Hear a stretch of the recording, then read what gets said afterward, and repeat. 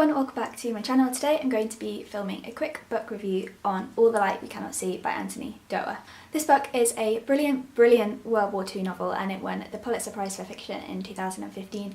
I feel very deservingly. I loved it and now I'm going to tell you why. So this is a novel set during the Second World War and it tells the story of two interrupted childhoods. So we have the two main characters. We have Marie-Laure, a blind Parisian girl who lives with her father, and Werner, a young German boy who is enlisted into the Hitler Youth. And these two characters connect the ebbs and the flows of Doerr's narration, and they help to tell a story of where parallel lives kind of meet and act upon each other. What I really love about this book is that it seems to me a very well crafted novel. So Doerr really kind of places these invisible threads at the centre of his narrative that connect the two main characters in the story, but also all of the themes. The novel kind of flits back and forth between different times and places and perspectives and really helps to map the arc of Marie-Laure and Werner's lives as they kind of struggle to adjust to life during wartime. Werner is growing up in an orphanage in Germany with his sister, and he is kind of like a really endearing character. He's creative and really curious and intelligent. His kind of really innocent mind and his wide-eyed, eager kind of like curiosity are really endearing. I really loved Werner a lot. He also has this talent for understanding and fixing radios, and that talent sees him transported into the kind of quite unforgiving world of the Hitler Youth, where he really struggles to align his own morality and his sense of what is right and what a person should do against the kind of ideals that are enforced upon him by his kind of mentors and teachers. And so he is a really interesting character. And then we have Marie-Laure, who is blind who has been blind from the age of 6, and she kind of inhabits a different but equally unforgiving world. So Marie-Laure has a really richly vivid imagination, and she kind of lives inside of her head and inside of the books she reads, and she's also really observant, and she pays very close attention to the things around her. When her and her father are driven out of Paris by the Nazi invasion, they kind of take refuge in the coastal town of Saint Malo, I'm not sure.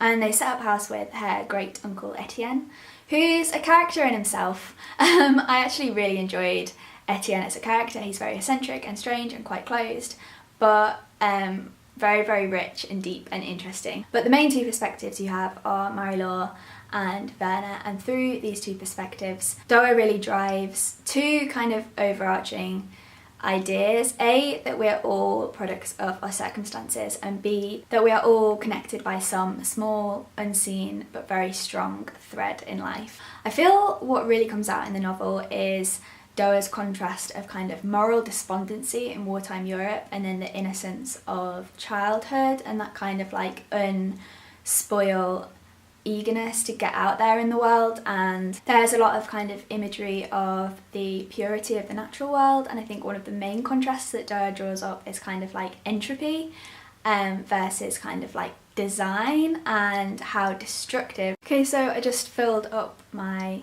card. I had to make a little bit more space. Where was I? I think I was talking about imagery. Yeah, kind of like the natural world versus design.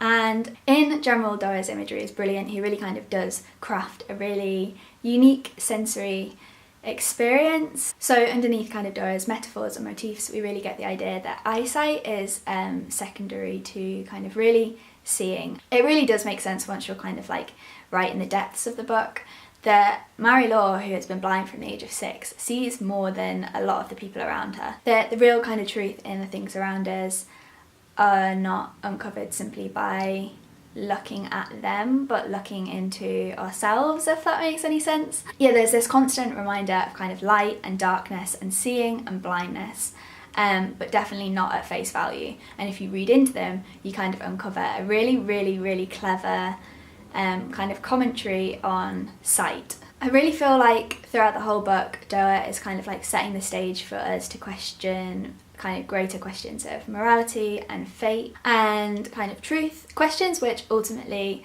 allow us to kind of look introspectively and at these invisible lines that connect us all in life. I really enjoyed this book. I gave it 5 out of 5 stars. I think the plot is great. I really like World War II novels anyway, but I think what really kind of takes the biscuit for this one is the imagery and how beautifully written this book is. So yes, I really hope that you enjoyed this review. Let me know down in the comments if there are any books in particular that you would like me to review, and I'll do my very best to get hold of them and review them. So yeah, until my next video, I will see you. Bye!